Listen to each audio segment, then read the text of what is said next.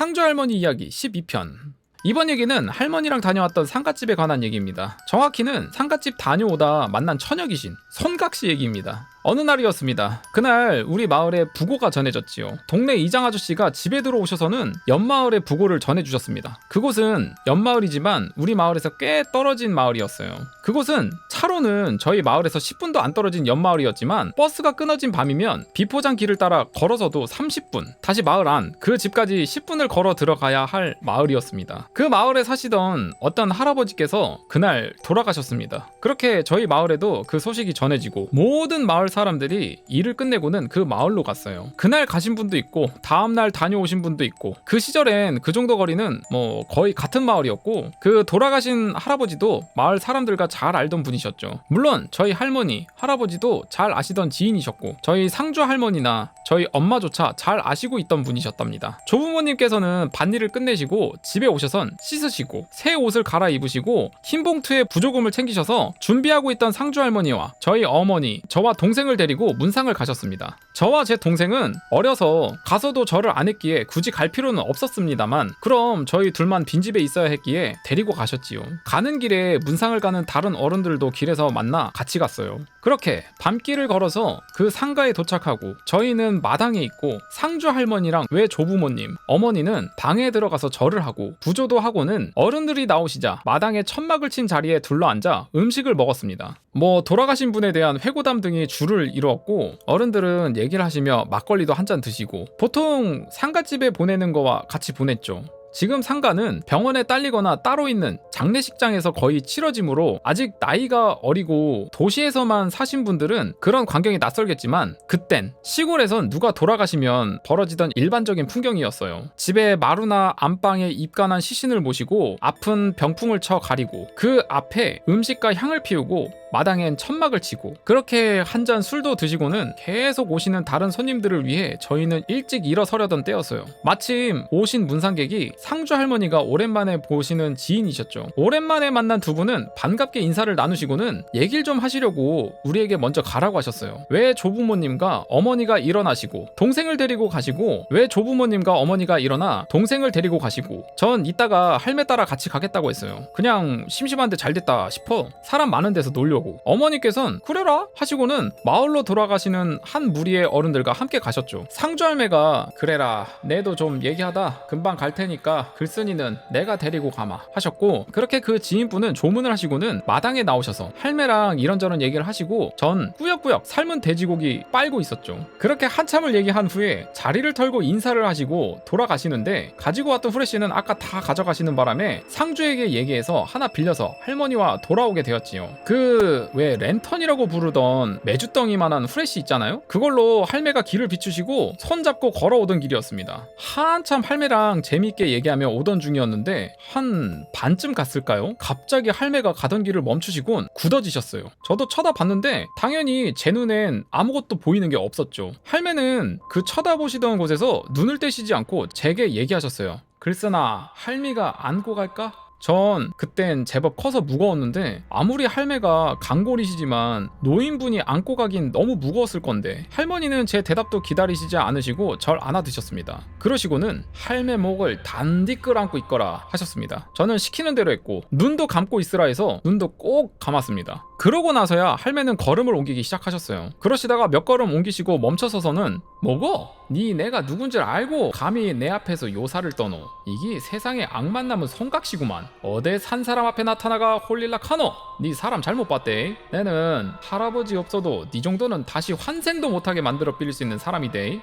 놀라게 하지 말고 좋은 말 할 때 꺼지거라. 네, 애 때문에 참는 기다 하셨습니다. 그리고 걸음을 또 옮기시다가 이내 다시 서셨어요. 이게 정말 사람 성질도 없구나. 꺼지라. 니 자꾸 까불면 내 안전하게 데려다 놓으면 온 산 다 뒤져서라도 니 찾아낼 기다. 그러시고는 다시 좀 가시다가 또 멈춰서서 이게 참말로 니 원하는 게 뭐고? 하셨어요. 그리고 잠시 후 기도 안 찬다는 말투로 야를 니 돌랐고? 나 참 이런 육실하려니 하시고는 잠시 또 정적이 흐른 후 드디어 화가 잔뜩 나신 목소리로 그래, 나 약 올려가 내 니 쫓으면 애한테 해코지 할랐고 니 오늘 잘 걸렸다. 꼼짝 말고 얘 이스라엘 하시더니 걸음이 빨라지셨어요. 가시면서도 그 선각씨가 계속 쫓아오는지 오살할련, 육실할련, 똥물에 튀겨 죽일련, 가랭이에 말뚝을 박아 죽일련, 초열 지옥에 쳐넣을련 등등 할매가 할 줄 아는 모든 욕이 다 나오더라고요. 할매께선 입이 시동이 걸리시면 아주 걸쭉하셨지만 제가 보는 앞에선 제 교육 때문인지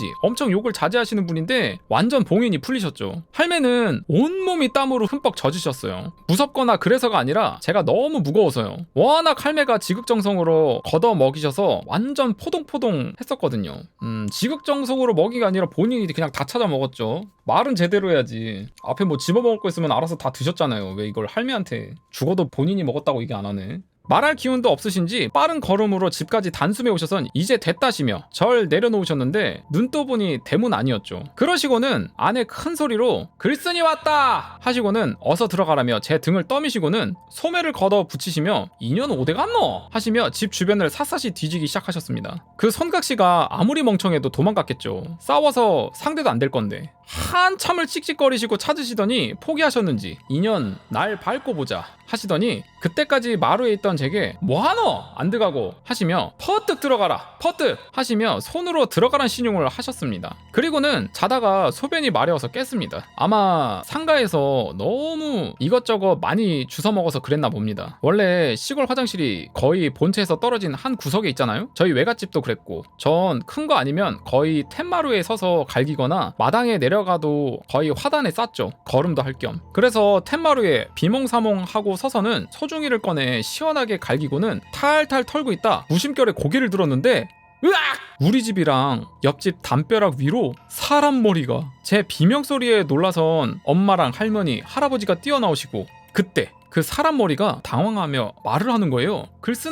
글쓴아 놀라지 말거라 내다 할미다 하고요. 자세히 보니 상주 할매가 할매 집 담 안에 서서는 절 보고 계셨어요. 엄마가 아이고 놀래라 아줌매 거 서셔서 뭐 하시는겨? 라고 놀라셔서 묻고 할매는 머쓱해 하시며 아 그기 아까 글쓴이랑 집에 올 때 웬 잡기 하나가 자꾸 알짱거려가 혹시 이게 글쓴이한테 해코지할까봐 내 지키고 있는 기다. 그때가 새벽 제가 들어온 지 못해도 3시간은 넘었을 시간인데 말이죠. 할머니는 그때부터 제가 걱정되어 밤새 지키실 요량이셨나봐요. 엄마가 어이없으시다는 듯 아줌매요 그러면 얘기하시고 글쓴이 데리고 주무시면 되지. 그때 할머니의 표정은 그러게 내가 왜 그 생각을 못했지? 하는 표정이셨어요. 아마 절 지켜야 된다는 생각에 집중하시느라 다른 생각은 못하신 듯. 전 그 새벽에 베개 들고 할매 집으로 가서 잤습니다. 다음날 제가 깨니 할매는 벌써 일어나셔서 밥상을 봐놓고 제가 깨길 기다리고 계셨어요. 그러더니 제게 아침을 먹이고는 밥비 설거지를 하고 나가시더라고요. 할매 어디 가노? 어? 어제 그년 잡으러 간다. 할매 내도 갈 기다. 할매 없을 때 내 잡으러 오면 왜 안 오? 낮엔 걔 안타 집에 있거라 시저 결국 쫓아갔습니다. 글쓴이도 살짝 그 빌런기가 있네.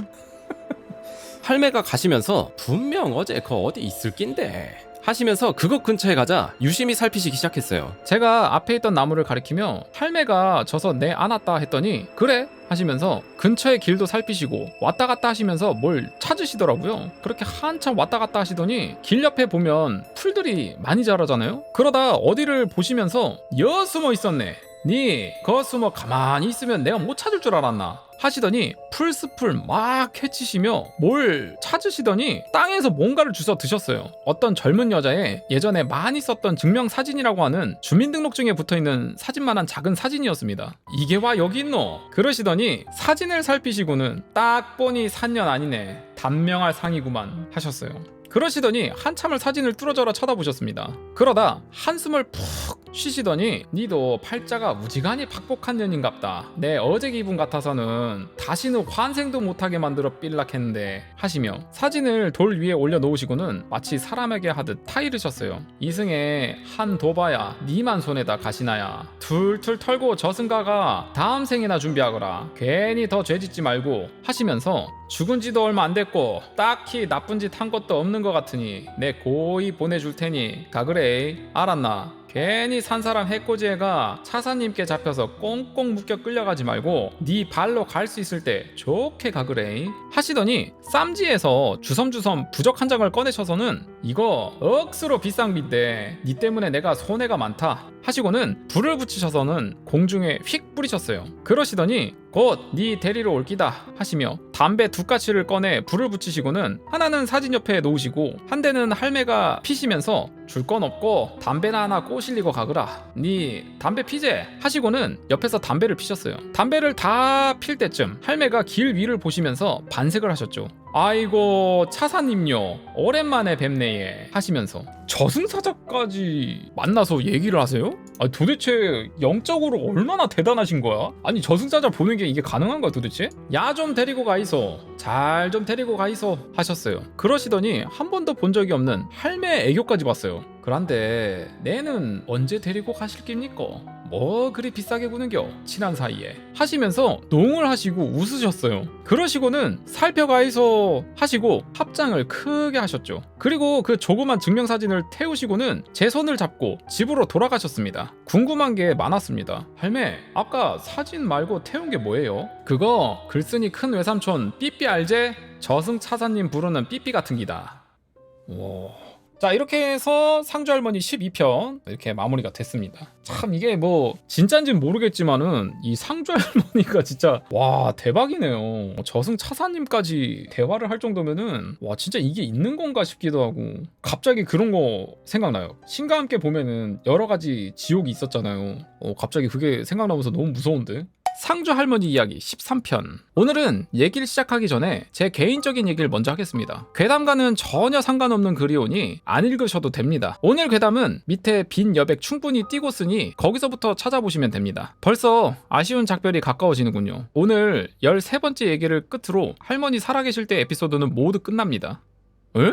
13편이 끝나요? 이제 남은 얘기는 14번째 얘기가 될 할머니 돌아가셨을 때 일어난 일들과 그 뒤로도 절 안 떠나시고 보호해주신다 느꼈던 일, 그리고 할머니가 영원히 제 곁을 떠났다고 느꼈던 일 등을 모아 들려드릴 다음 얘기와 상주 할머니 이야기의 후기 격이 될 불과 2주 전에 상주에 들려 갈비찜 무녀님과의 얘기에서 알게 된 할머니와의 인연 등 확인은 못하지만 충분히 미뤄 짐작할 수 있는 하여튼 그것을 담은 15편을 끝으로 얘기가 다 끝납니다. 물론 더 많은 일들이 있었고 있었을 테지만 기억의 한계로 글을 써서 표현해 드릴 수 있는 것이 이 정도입니다. 원래 사담은 얘기 끝날 때 해야 하지만 14편, 15편 모두 제겐 너무 슬프고 무거운 얘기라 이런 사담 쓰기엔 여의치 않아 미리 적어봅니다. 어릴 적 기억이 너무 상세하다는 얘기들이 있는데 글 쓰면서 말씀드렸듯 약간의 가공도 있었고 아무리 어린 시절 기억이지만 일상과는 너무 동떨어진 충격적인 기억들은 오래 생생히 남는 법입니다. 님들도 다른 건 아무것도 기억 안 나도 너무 무서웠거나 충격적인, 이를테면 아버지나 어머니께 죽기 일보 직전까지 맞아봤다거나 따르는 사람에게 칭찬을 받았거나 놀랐거나 그런 기억 몇 가지쯤은 살면서 간직하고 계실 겁니다. 그러니 너무 따지지만 마시고 그냥 얘기거리라 생각하고 읽어주십시오. 사실 루리앱에서 글을 쓰게 된 건 제 친구의 권유 때문이었습니다. 제 직장 동료이자 술 친구이자 흡연 친구이며 루리앱 공개 열혈 눈팅러인 제 친구는 어쩜 다시 글을 쓰게 되면 다음 얘기의 주인공이죠. 얘기는 참 재미있게 하는 친구인데 글로 표현하는 건 빵점이라 보고서나 제안서 쓰는 것도 맨날 깨지는 친구입니다. 읽어보면 있을 거 다 있고 충실하게 썼는데 뭔 내용인지는 모르겠는, 말하자면 고추는 큰데 고자인 놈이죠. 아니면 이조 시대에 싸움은 잘하는 장군이긴 한데 임금님께 장계나 상소문 잘못 써서 역적으로 몰려서 귀양 가서 사약받는 타입? 제가 한 경험을 쓰는 거랑 남이 한 경험을 듣고 쓰는 거랑은 정말 하늘과 땅 차이겠죠? 한번 몰래 써보려고요. 그거 쓰다 혹시 글 쓰니 얘 엄청 재미없어졌다 소리 들을 것 같으면 조용히 찌그러져 안 쓸 거고요. 그냥 킬링타임용으론 욕은 안 먹겠다 싶으면 상주 시리즈 끝나고 좀 쉬다가 무더운 여름날 시작하죠. 뭐니뭐니 해도 괴담은 무더운 여름이 제 맛 아닙니까? 양념 반 후라이드 반 같은 진리의 치느님처럼 그 친구 얘기랑 할매께 들었던 옛날 얘기 같은 얘기들 섞어서 제 친구 얘기는 제목도 벌써 정해놓았습니다. 친구가 들려주는 울릉도 이야기. 하나는 상주 할매 좀 더 생각을. 그 친구 저희 회사 들어오기 전까지 대학교 다닐 때만 빼고 군생활까지 전부 울릉도에서 한 울릉도 토박이입니다. 뻘글이지만 글을 쓰는 시간 동안 읽어주시는 고마운 분들과 얘기 나누는 기분도 나고 좋았습니다. 마지막 글까지 열심히 쓰겠습니다. 오늘은 저희 아버지 얘기를 하겠습니다. 저희 아버지는 젊은 시절 모든 부를 이루시고 남의 집 직원 생활을 하셨습니다. 그 시절 아버지는 3, 4년 열심히 일하시면 다시 재기하실 수 있다는 생각을 하셨지만 현실은 그렇지 못했답니다. 각고의 노력을 10년이나 하시고야 겨우 자신의 공장을 다시 가지실 수 있었고, 그때 시운이 맞으셨는지 나름 노력하시어 글쓴이가 초등학교 6학년 때 겨우 서울에 조그마한 집을 하나 마련하시어 저희 식구는 서울로 다시 입성을 하였지요. 영세 가구 공장을 운영하시면서 인테리어 사업을 시작하셨는데 그게 제대로 맞아 떨어진 거죠. 부도도 금방 나시더니 돈도 벌리기 시작하자 금방이더군요. 제가 5학년 때 공장을 인수하셔서 다시 재기하신 건데 1년 만에 변두리지만 우리 집 아파트를 마련할 수 있었습니다. 하지만 그 모든 걸 삽시간에 다 잃고 거지가 될 뻔한 일이 있었습니다. 아마 그때 할매의 연락이 없었으면 전 지금쯤 상주 어느 산골짜기에서 상주 시청 삼림가에 안 들키게 몰래 화전 일구고 있었을지도 모릅니다. 제가 상주를 떠나는 걸 가장 슬퍼하셨을 분은 상주 할매셨죠. 외할매 할배야 내외가 계신 데다 자주 찾아오는 자손들이 있지만 상주 할매는 제가 떠나면서 세상이 떠난 기분이셨을 겁니다. 아마 혼자 많이 우셨을 듯. 하지만 제겐 웃음을 보이시며 떠나 보내주셨습니다. 방학 땐 거의 보름, 한 달씩은 내려가고 할매도 서울로 절 보러 자주 오시기는 했습니다. 그렇게 시간이 흘러 제가 중학교 2학년 때입니다. 할매가 돌아가시기 1년 반 전쯤. 전 지금도 그렇지만 라디오 듣는 걸 무척 좋아합니다. 음악을 잔잔하게 틀어놓아야 잠도 자는 타입이죠. 그날은 토요일 밤이었습니다. 요일까지 기억한다고 뭘 하실까봐 다음날 일요일이라 늦게까지 제 방 침대에 누워 라디오 듣고 있었거든요. 새벽 2시경 슬슬 졸리기 시작해서 이제 그만 자볼까? 하던 중이었습니다. 어머니는 벌써 안방에서 주무시고 동생도 자기 방에서 자고, 그때 갑자기 정적을 깨고 전화벨이 울렸습니다. 새벽에 울리는 전화벨, 소리는 정말 크게 들렸죠. 살짝 불길했어요. 늦은 밤이나 새벽에 오는 전화는 좋은 내용이 없잖아요. 전 벌떡 일어나 전화가 있는 안방으로 갔어요. 안방 문 앞에 가니 전화벨 소리가 끊어졌어요. 어머니가 받으신 거죠. 전 문을 열고 들어갔고 동생도 눈 비비며 와서는 형 무슨 전화야? 하고 묻더군요. 어머니는 여보세요? 하셨고 곧 아줌매 이 밤중에 무슨 일이십니까? 하시며 저희 집, 그러니까 외갓집에 무슨 일이 있어 얘? 하시며 걱정 어린 목소리로 물으셨죠. 할매 목소리가 수화기 밖으로 새어나오더라고요. 네?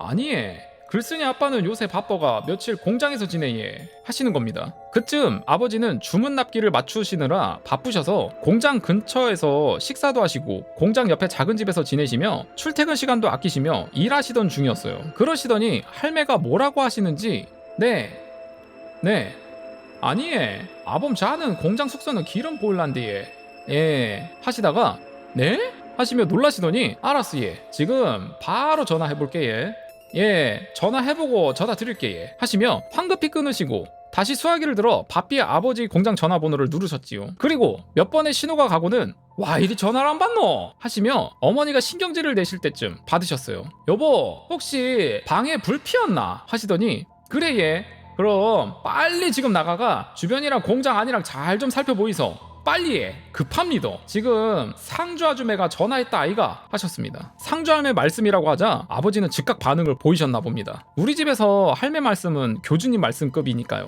어머니는 살펴보고 전화 주이소 네 기다린대 하시더니 전화를 끊으셨어요. 엄마 할매가 뭐라고 하셨는데요? 하자 할매가 아니다 확실한 건 아니니까 아빠 전화 기다려보자 하시더군요. 그러시더니 전화만 뚫어지게 쳐다보시더니 초조하신지 손톱을 잘근잘근 깨무셨어요. 와 이리 전화를 안 하노? 하시면서 신경질 내시면서 하긴 공장을 두어 번은 돌아보고도 오시고 남을 시간이 지났으니 결국 참지 못하시고 전화를 하셨는데 신호만 계속 가고 전화를 받지 않는 겁니다. 진짜 무슨 일 난 거 아이가? 쫓아가봐야 되는 거 아이가? 하시면서 안절부절 방 안을 돌아다니셨습니다. 만약 아버지가 까먹고 전화 안 하시는 거면 비상사태입니다. 생명이 위험하시겠다 했죠. 그리고 한참 후 이윽고 걸려온 한 통의 전화. 저희 어머니가 그렇게 민첩하신 분인 줄 처음 알았습니다. 거의 방 한가운데서 한 번에 붕 떠서 전화를 받으시고는 거의 우는 목소리로 여보! 라고 다급하게 부르시더니 한참을 아버지 얘기를 들으시고는 참말이죠. 이제 다 이상 없는 거죠? 하고 물으시더니 다행이다